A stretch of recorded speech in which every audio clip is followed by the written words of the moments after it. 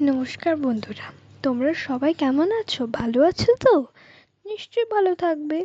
আজ এমন একটি গল্প শোনাবো যা শুনে তোমাদের মন এমনিতেই ভালো হয়ে যাবে। গল্পটি হলো জুতো, যা আমরা সকলেই ব্যবহার করে থাকি। কিভাবে জুতোর প্রথম আবিষ্কার হলো তা নিয়েই আজকের গল্প। তখনও জুতোর উৎপত্তি হয়নি। এক রাজ্যের রাজা খালি পায়ে একদিন বাগানে চলার সময় পায়ে গোলাপ কাঁটা ফুটে রক্ত বের হয়। রাজা সারা রাজ্য থেকে গোলাপ কাঁটা উপড়ে ফেলতে বলেন। একদিন পায়ে পাথর লাগলে থেকে রাজা রাজ্য থেকে সমস্ত কাকর পাথর সরিয়ে ফেলতে বলেন। সকল সৈন্য প্রজারা যথাসাধ্য চেষ্টা করে। তারপরেও রাজার পায়ে ধুলো লাগায় রাজা রাজ্য থেকে ধুলো দাঁড়াতে বলেন।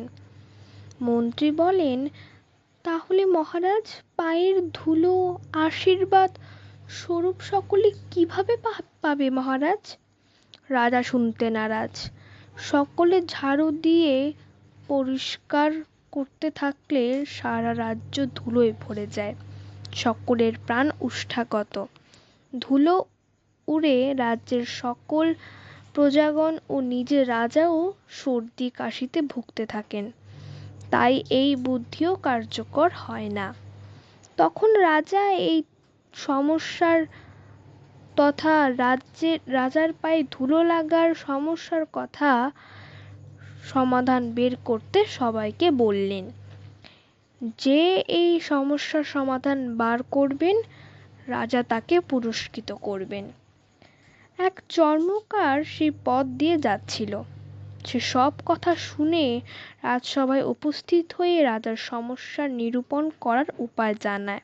সকলে তাকে তাচ্ছিল্য করে, কিন্তু রাজার অনুমতিতে চর্মকার রাজার দুটি পায়ে পশুর চামড়া দিয়ে বেঁধে দেয়।